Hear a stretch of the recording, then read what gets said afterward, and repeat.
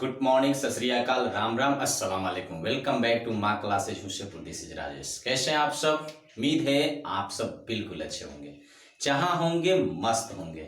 और आज का गाइड, आज का वीडियो जो है स्पेशल 10th क्लास वालों के लिए है, जो बोर्ड की तैयारी कर रहे हैं और इस लॉकडाउन की वजह से उनकी पढ़ाई नहीं हो पा रही है। उनके लिए स्पेशल बेस्ट वीडियो है बायोलॉजी से। चैप्टर है ट्रांसपोर्ट, परिवहन से आज का वीडियो है। जो बच्चे अक्सर कंफ्यूज हो जाते हैं, वो बच्चे जो 10th की तैयारी करें, इस वीडियो के अंत तक देखिए। आज हम लोग परिवहन चैप्टर को पढ़ेंगे और इस परिवहन चैप्टर से एक एक क्वेश्चन को हम लोग करेंगे, कैसे बोर्ड इसे पूछती है, किस प्रकार के क्वेश्चन बोर्ड में आते हैं। तुम कंफ्यूज हो जाते हो तो आज उस सारे कंफ्यूजन को आज की वीडियो में गाइस हम दूर करेंगे। तो वीडियो के अंत तक बने रहना। आज परिवहन यानी ट्रांसपोर्ट से हर चीज का कंफ्यूजन हम दूर करके जाएंगे। बाबू तुम ध्यान से वीडियो को देखना, पूरी वीडियो देखना। लेकिन आज का जो सेशन होगा इसमें ओनली सिर्फ हम पौधों में ट्रांसपोर्ट देखेंगे कि पौधों में ट्रांसपोर्ट परिवहन कैसे होता है। ओनली पौधों की बात होगी, ओनली पादप की बात होगी, बस सिर्फ पौधों में देखेंगे। इसके बाद जो नेक्स्ट वीडियो आएगा वो जीव जंतुओं में परिवहन कैसे होता उस पर बेस्ड होगा। यानी ये पूरे चैप्टर का तुमको एकदम टॉपिक वाइज वीडियो मिलेगा और पूरी वीडियो को देखना। तुम्हारा परिवहन ट्रांसपोर्ट से रिलेटेड क्वेश्चन मन में कभी डाउट नहीं है। चलिए आज का सेशन स्टार्ट करते। वीडियो अच्छी लगे तो लाइक शेयर जरूर करना। चलो आइए देखते हैं। क्लास 10th का है, चैप्टर है हमारा परिवहन। पहले परिवहन तो समझो कि परिवहन इट मीन्स होता क्या है, परिवहन के मतलब क्या होता है। जैसे आप किसी भी सामान को, किसी भी वस्तु के एक जगह से दूसरे जगह ले जाने के लिए किसी न किसी गाड़ी का प्रयोग करते हैं, किसी न किसी वस्तु को ले जाने के लिए प्रयोग करते हैं ना, उससे परिवहन कहते हैं, उससे ट्रांसपोर्ट करते हैं। माने एक वस्तु को दूसरे जगह लेकर जाना क्या कहलाता है? परिवहन कहलाता है। तो in the same way condition ये प्रक्रिया हमारे शरीर में भी होती है, अब परिवहन यानी पौधों में भी होती है, पादपों में भी होती है। तो आज का जो बेस्ट वीडियो है हमारे पौधों पर होगा। यानी देख रहा होगा बोर्ड पर बच्चों तुम लोगों को, आज हम लोग पौधों में पदार्थों का परिवहन पढ़ने वाले हैं। यानी कि हम जो भी चीजें खाते हैं उनसे प्राप्त होने वाली कार्बोहाइड्रेट, वसा, प्रोटीन, ऑक्सीजन, कार्बन डाइऑक्साइड, इन सब का ट्रांसपोर्ट होता है, कोशिकाओं के हर भाग में पहुंचते हैं।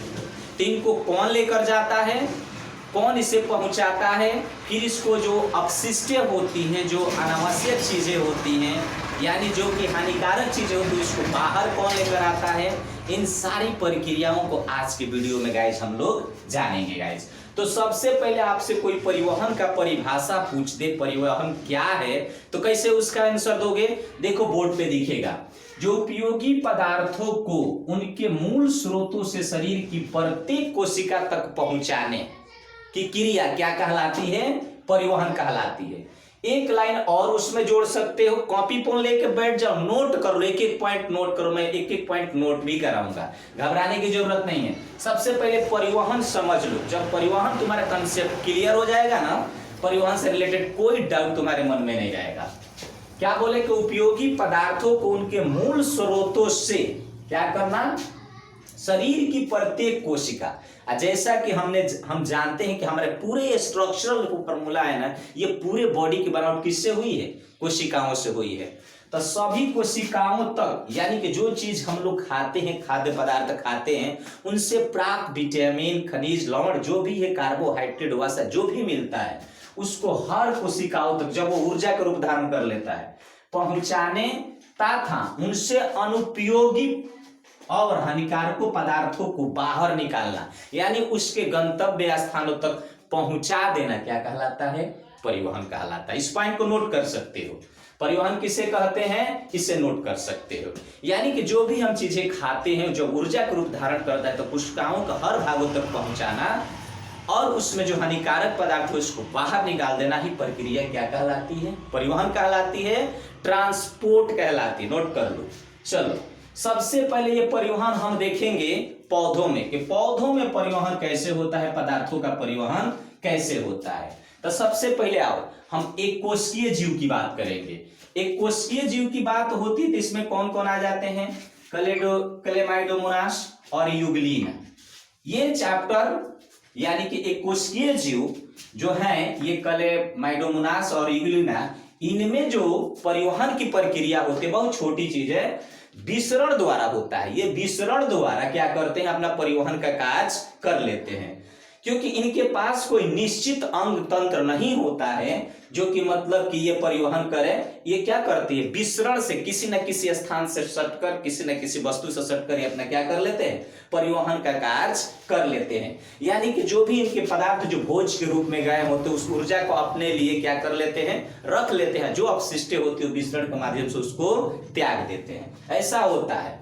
इसी के श्रेणी में बहुकोशिकीय कौर आता है शैवाल, जो कि ये भी क्या करता है, विसरण द्वारा क्या करता है कि अपना परिवहन कर लेता है। तो ऑब्जेक्टिव में क्वेश्चन पूछी जाती है कि एक कोशिकीय जीव में परिवहन कैसे होता है, तो तुम्हें ऑप्शन में जहां दिखे विसरण न वहां पे टिक कर लेना, आगे बढ़ जाना, वो नेटवर्क मिलाने की जरूरत नहीं है। बहुकोशिकीय जीव शैवालों में परिवहन कैसे होता है, तो शैवालों में परिवहन कैसे होता है, तो विसरण की क्रिया द्वारा परिवहन होता है। तो तुमको एक दो क्वेश्चन ऑब्जेक्टिव में फंसेगा, ये चीजें नोट कर लेना कि कोशिकीय जीव में और बहुकोशिकीय शैवालों में विसरण द्वारा क्या होता है, परिवहन होता है। तुम्हें कोई कंफ्यूजन नहीं रहेगा। ये मेन पॉइंट नहीं है। आओ इसके बाद हम चलते हैं बहुकोशिकीय पौधे जो कि जटिल होते हैं, मजबूत होते हैं,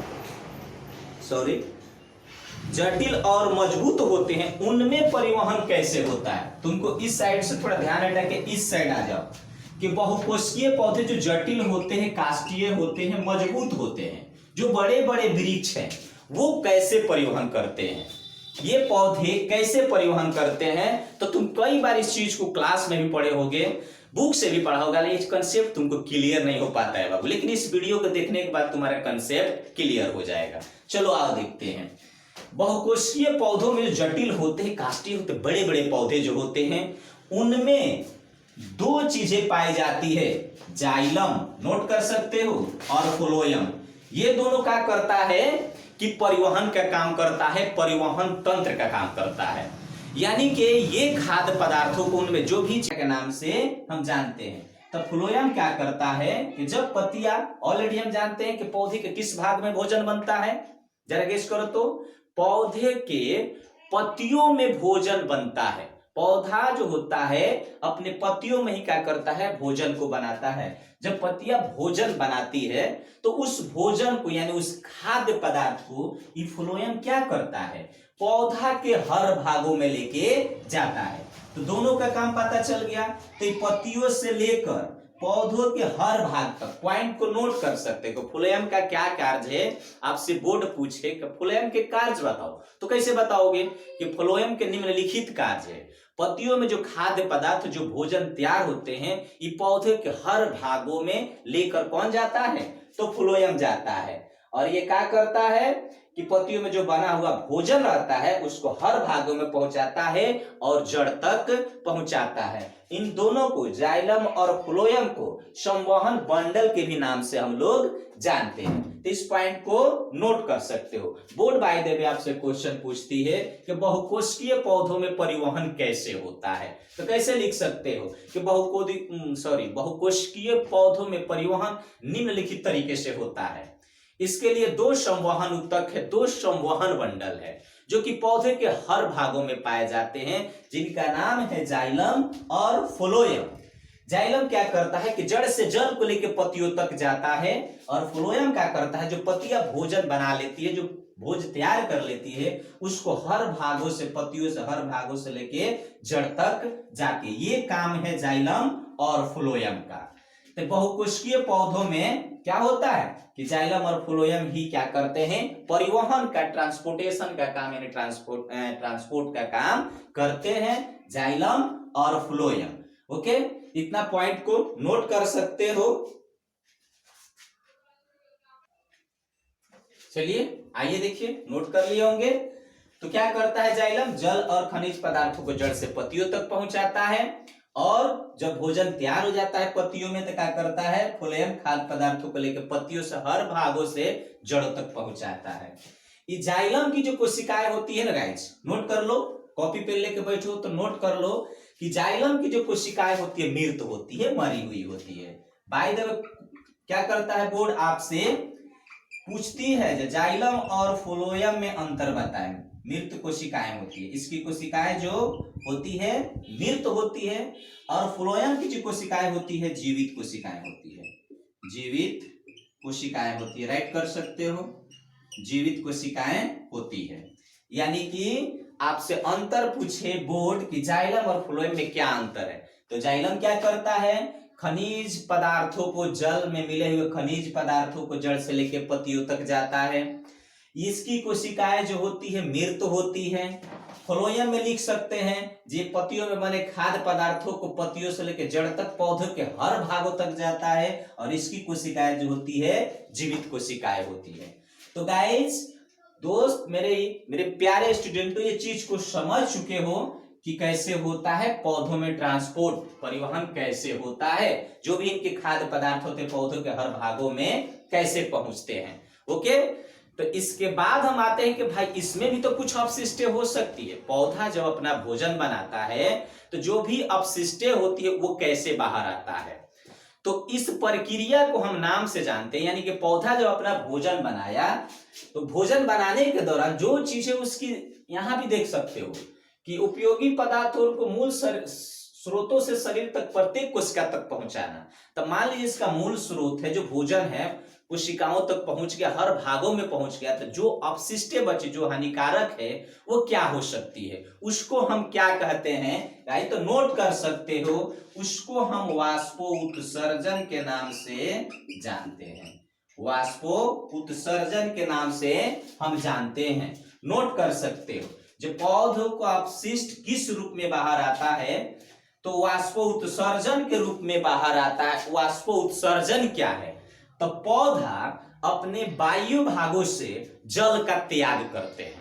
पौधा अपने वायु भागों से, वायु भाग क्या हो सकता है, पत्तियां हो सकती है, पत्तियां में क्या पाया जाता है, रंध्र पाया जाता है, छोटे छोटे छिद्र पाया जाता है, उससे ये वाष्पोत्सर्जन होता है। इस वाष्पोत्सर्जन मतलब होता है कि पौधे क्या करते हैं, जो अनावश्यक जल है उसको जलवाष्प के रूप में इस वायुमंडल में त्याग कर देते हैं। वो प्रक्रिया क्या कहलाती है, वाष्पोत्सर्जन कहलाती है। इसको नोट कर सकते हैं। वाष्पोत्सर्जन क्या है, वाष्पोत्सर्जन, इसको संधि विच्छेद करोगे तो वाष्प का उत्सर्जन, यानी कि जो इनमें जल बच गए होते हैं वाष्प के रूप में क्या होते हैं, आके वायुमंडल में मिल जाते हैं। तो बोर्ड आपसे पूछे कि वाष्पोत्सर्जन क्या है, तो पौधे अपने वायु भागों से जल का वाष्प के रूप में क्या करते हैं, उत्सर्जन करते हैं। ये प्रक्रिया क्या कहलाती है, वाष्पोत्सर्जन कहलाती है। इस पॉइंट को नोट किया जा सकता है। चलिए, उम्मीद है कि आप नोट कर लिए होंगे। तो वाष्पोत्सर्जन क्या है, तो पौधे अपना जो अपशिष्ट चीजें होते हैं उसे जल के रूप में क्या करते हैं, बाहर निकालते हैं। वो प्रक्रिया वाष्पोत्सर्जन कहलाती है। आपको कुछ यहाँ यूनिक चीजें बता रहा हूं। एक मकई का पौधा है ना, मकई का नाम सुने होंगे लोग, मकई जो आप बाल मतलब कि क्या करते हैं, आग पे भून के खाते हैं लोग, वही मकई बोल रहे हैं।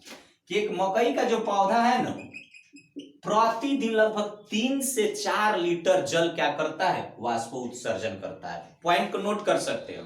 जो एक मकई का पौधा है ना, प्रतिदिन 3 से 4 लीटर जल का क्या करता है, वाष्पोत्सर्जन करता है। इस पॉइंट को नोट किया जा सकता है, नोट कर लीजिए।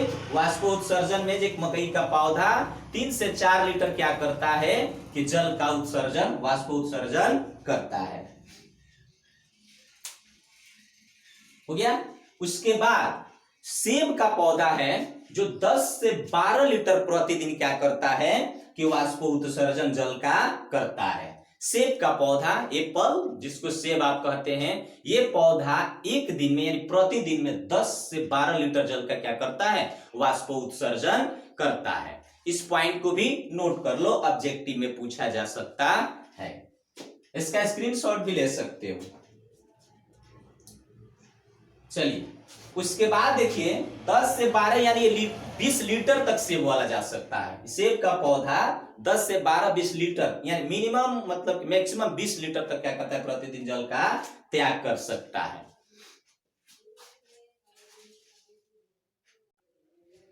तो चलिए, आज हम लोगों ने बात किया परिवहन पे कि किस प्रकार से परिवहन होता है।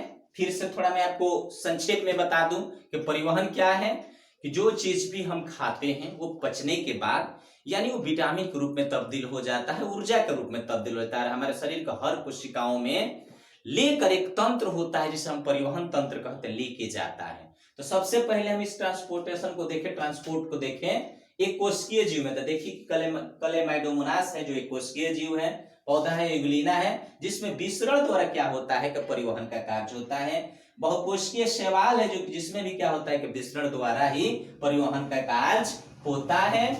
बहुकोशिकीय पौधे जो जटिल होते हैं, मजबूत होते हैं, बड़े वृक्ष होते हैं, उनमें परिवहन का काम दो संवहन ऊतक होता है जो काम इस चीज को करता है परिवहन का, जिनका नाम है जाइलम और फ्लोएम। जाइलम का कार्य ये जल और खनिज पदार्थों को जड़ से लेकर पत्तियों तक पहुंचाता है, और फ्लोएम का कार्य है कि खाद्य पदार्थ जो बने होते हैं पत्तियों में उसको जड़ तक लेकर आता है, पौधे के हर भागों तक लेके जाता है।